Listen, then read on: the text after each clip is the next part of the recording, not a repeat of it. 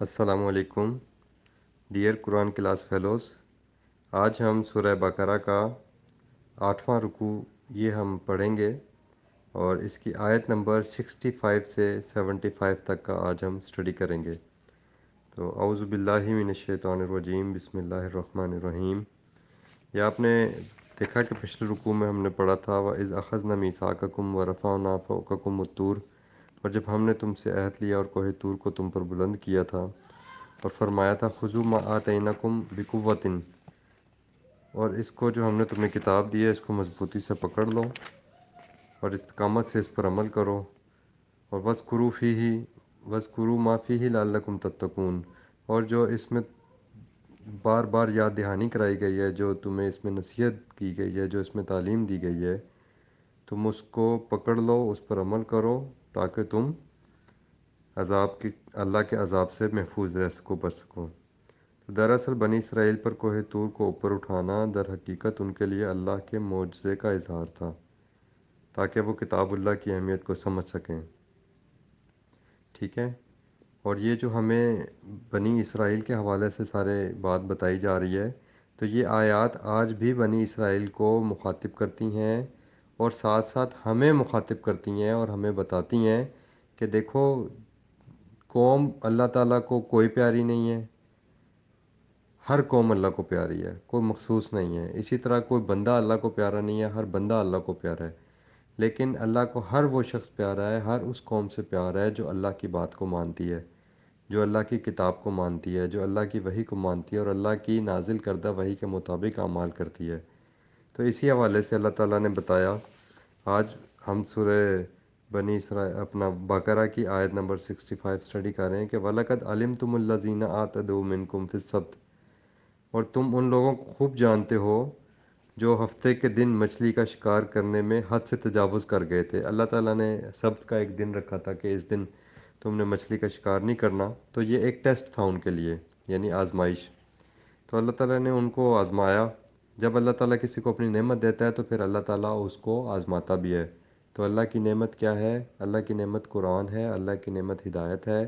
اللہ جب اس پر اپنی نعمت تمام کر دیتے ہیں تو اس کے بعد اب اس کی طرف سے اس کا رسپانس چیک کرنا ہوتا ہے کہ اب یہ بندہ میرے ساتھ کیا کرتا ہے، کیونکہ اللہ تعالیٰ نے تو بندے کو اپنی ساری نعمتیں عطا کر دیں، اس کی ضروریات زندگی کی تمام پوری کر دیں، پھر اس کے روح کی اس ضرورت کو بھی پورا کر دیا، اس کے کنسیپٹس کو بھی ٹھیک کر دیا، کلیئر کر دیا، اس کے لیے بھی اللہ تعالیٰ نے کتاب اتار دی۔ تو اب اللہ تعالیٰ نے ان کو ایک ٹیسٹ کیس میں ڈالا، اور اللہ تعالیٰ نے ان کو ٹیسٹ کرنے کے لیے ایک دن مچھلی کے شکار سے منع کر دیا، لیکن ان لوگوں نے دیکھا کہ ہمیں تو اس دن شکار میں بہت مزہ آتا ہے اور بہت زیادہ شکار ہمارے ہاتھ لگ جاتا ہے، تو انہوں نے اس اللہ کی حد کو، اللہ کے حکم کو، اس کی نافرمانی کر دی، اللہ کی حد کو توڑ دیا۔ تو پھر اللہ تعالیٰ نے کہا فَقُلْنَا لَهُمْ كُونُوا قِرْدَةً خَاسِئِينَ، تو ہم نے ان سے کہا کہ ذلیل و غلام بندروں کی طرح ہو جاؤ۔ فَجَعَلْنَاهَا نَكَالًا لِمَا بَيْنَ يَدَيْهَا، اور اس واقعے کو ہم نے بنا دیا عبرت کا نشان جو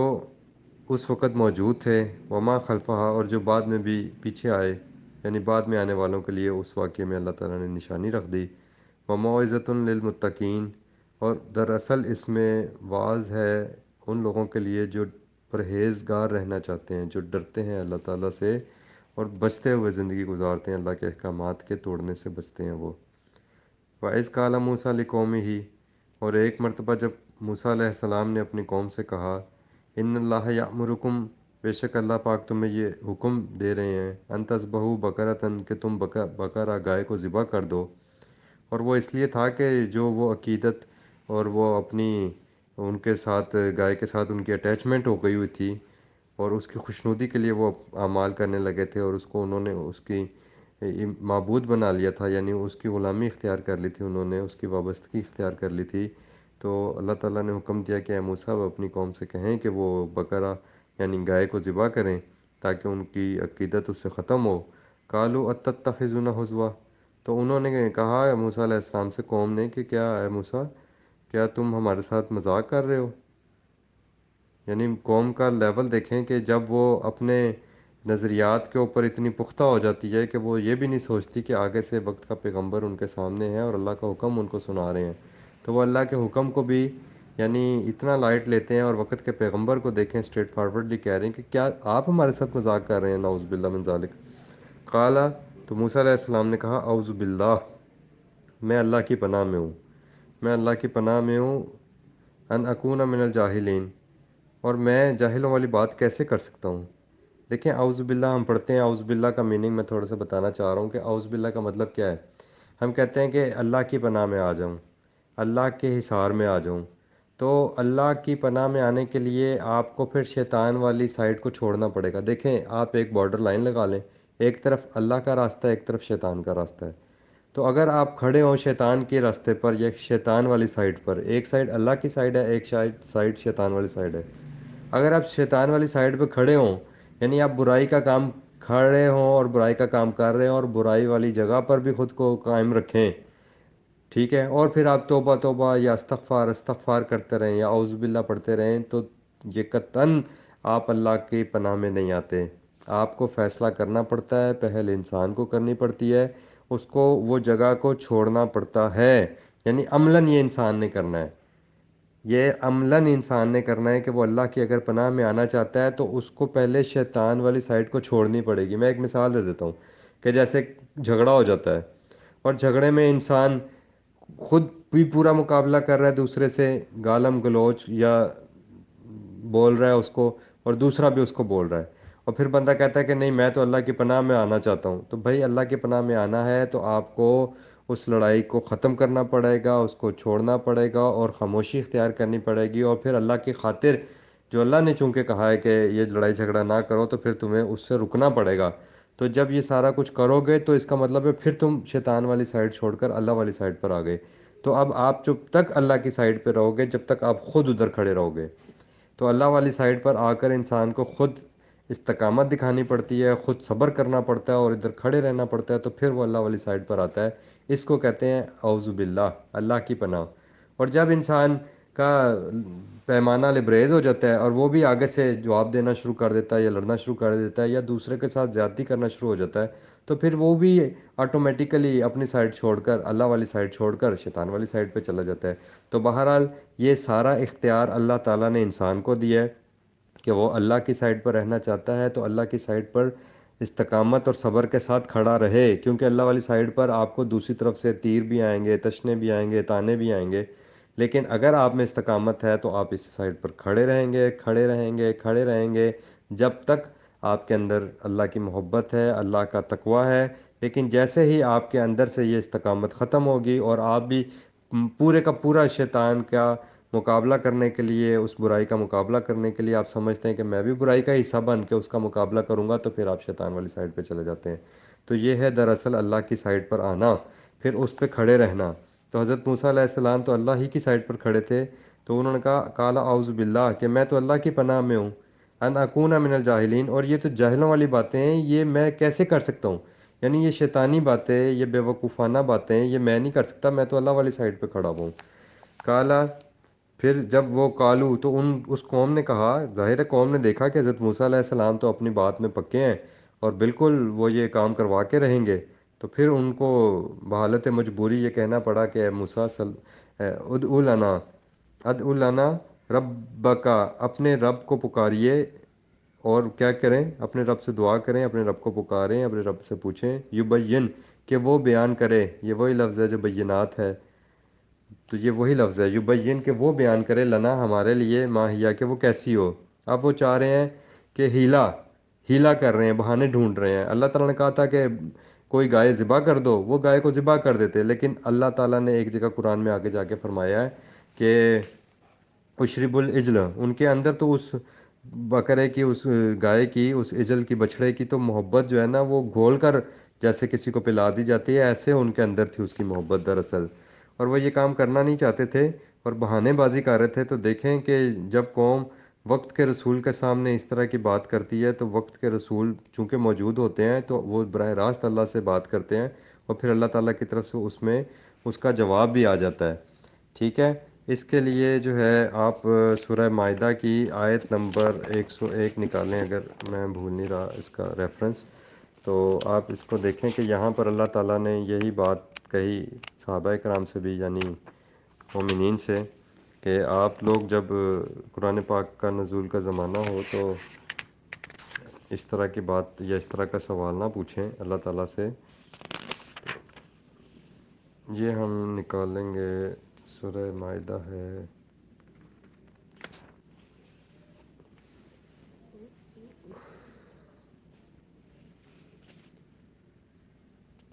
یا ایھا الذین آمنو. المائدہ ہے 5 نمبر صورت ہے اور اس کی آیت نمبر 101 ہے.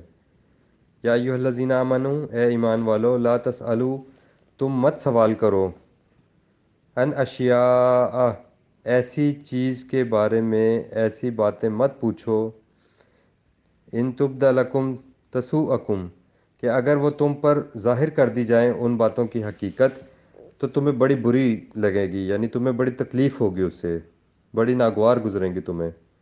وَإِن تَسْأَلُوا عَنْهَا، اور اگر تم ان چیزوں کے بارے میں سوال کرو گے، ہینا ينزل القرآن، قرآن کے زمانۂ نزول میں. اس آیت کو پلیز کبھی مت بھولیے گا، یہ بڑی اہم آیت ہے. یہ بہت ساری جگہوں پہ ایز اے ریفرنس یوز ہوتی ہے آیت، جو قرآن کے اسٹوڈنٹ ہیں ان کے لیے، کہ جب بھی کوئی قرآن چیز ایسی ہو، جیسے ہمارے ہاں اکثر یہ کہتے ہیں جی فلانی چیز قرآن میں نہیں ہے اور فلانی چیز قرآن میں نہیں ہے، تو وہ فلانی چیز یا فلانی چیز وہ چیزیں ہیں جو اللہ تعالیٰ کی ریکوائرڈ نہیں ہیں. اگر وہ اللہ کی ریکوائرڈ ہیں تو وہ قرآن میں ہیں. جو قرآن میں نہیں ہے، اس آیت سے پتہ چل رہا ہے کہ ان کو منع کیا جا رہا ہے، صحابہ کرام کو، مومنوں کو. یا ایھا الذین آمنوا لا تسألوا عن اشیاء ان تبد لکم تسؤکم، ایسی چیزوں کے بارے میں ہرگز مت سوال کرنا اپنے نبی صلی اللہ علیہ وسلم سے کہ اگر وہ تم پر ظاہر کر دی جائے ان کی حقیقت تو تمہیں بہت ناگوار گزرے، تمہیں تکلیف ہو. وَإِن تَسْأَلُوا عَنْهَا، اور اگر تم یہ سوال جاری رکھو گے، ہی نہ ينزل القرآن، جب کہ وقت کے رسول تم میں موجود ہیں اور قرآن نازل ہو رہا ہے، یعنی اللہ کی کتاب ابھی مکمل نہیں ہوئی، اور اللہ کی کتاب میں اس سوال کے پوچھنے پر اگر تمہیں وہ بات تم نے پوچھ لی تو تبدأ لکم، تو تم پر ظاہر کر دی جائے گی. تو پھر کیا ہوگا؟ جب تم پر وہ بات ظاہر کر دی جائے گی تو ہو سکتا ہے تم پر کوئی پابندی لگ جائے. تو عفا اللہ عنہا، اللہ نے ایسا کرنے سے، ایسی باتوں کے لازم کرنے سے تم پر درگزر کیا. تو اس بات سے ثابت ہو رہا ہے کہ قرآن فرض ہے. ان الذی فرض علیک القرآن، اللہ نے ہم پر قرآن کو فرض کیا ہے. اور ادر دین قرآن جو ہے وہ اس کا مطلب ہے جو چیز قرآن میں نہیں ہے اور لوگ اس کو اپنے عقیدے اور عمل کا حساب رکھتے ہیں، تو وہ ان لوگوں کا مسئلہ ہے. وہ اللہ تعالیٰ نے قرآن کو فرض کیا ہے، اور جو کچھ اللہ کو مطلوب ہے اپنے انسان سے وہ اللہ تعالیٰ نے قرآن میں بتا دیا ہے. ہی نہ ينزل القرآن تبد لکم، اور اگر قرآن کے نزول کے زمانے میں تم وہ سوال پوچھو گے اور وہ تم پر ظاہر کر دیے جائیں گے تو پھر تمہیں بڑا ایسی باتوں کے لازم کرنے سے اللہ تعالیٰ نے کیا کیا؟ عفا اللہ عنہا، اللہ نے درگزر فرمایا. کیوں؟ واللہ غفور حلیم، کیونکہ اللہ پاک بخشنے والے ہیں.